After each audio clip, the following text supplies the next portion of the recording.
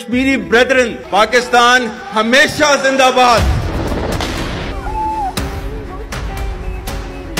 রক্তে রঞ্জিত mini Switzerland খ্যাত ভারত শাসিত জম্মু কাশ্মীরের পেহেলগাম মঙ্গলবার সন্ত্রাসী হামলায় প্রাণ হারিয়েছেন ২৬ জন।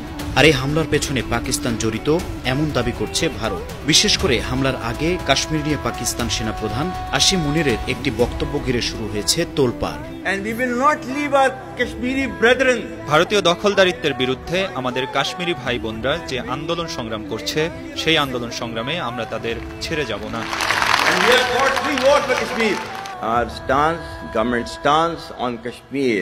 কাশ্মীরের ব্যাপারে আমাদের অবস্থান, সরকারের অবস্থান একেবারেই পরিষ্কার। আমরা ভুলে যাব না কাশ্মীর আমাদের গলার শিরা ছিল, গলার শিরা হয়ে থাকবে। আমরা হিন্দুদের থেকে আলাদা।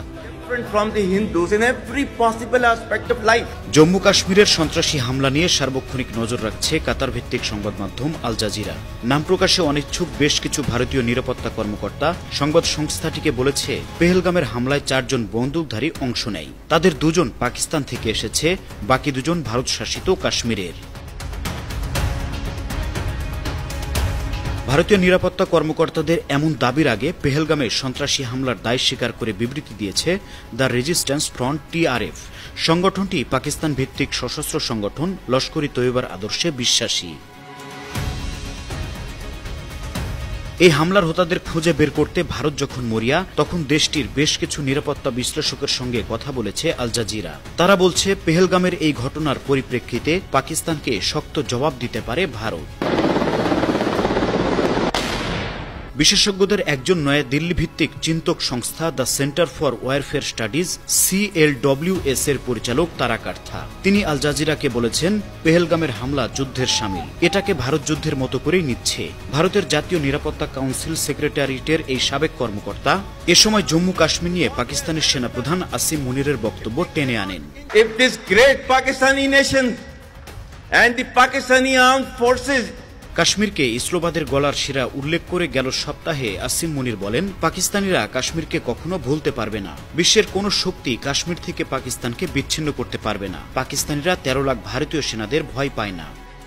If 1.3 million Indian army with all their wherewithal, if they cannot intimidate us and they cannot coerce us, these terrorists can subdue the armed forces of Pakistan.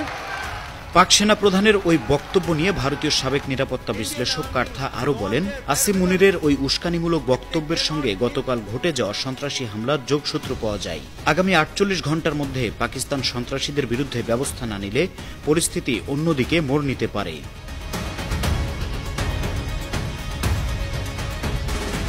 অন্যদিকে কাশ্মীরের হামলা সাজানো হতে পারে বলে দাবি করেছে পাকিস্তানি সংবাদ মাধ্যম।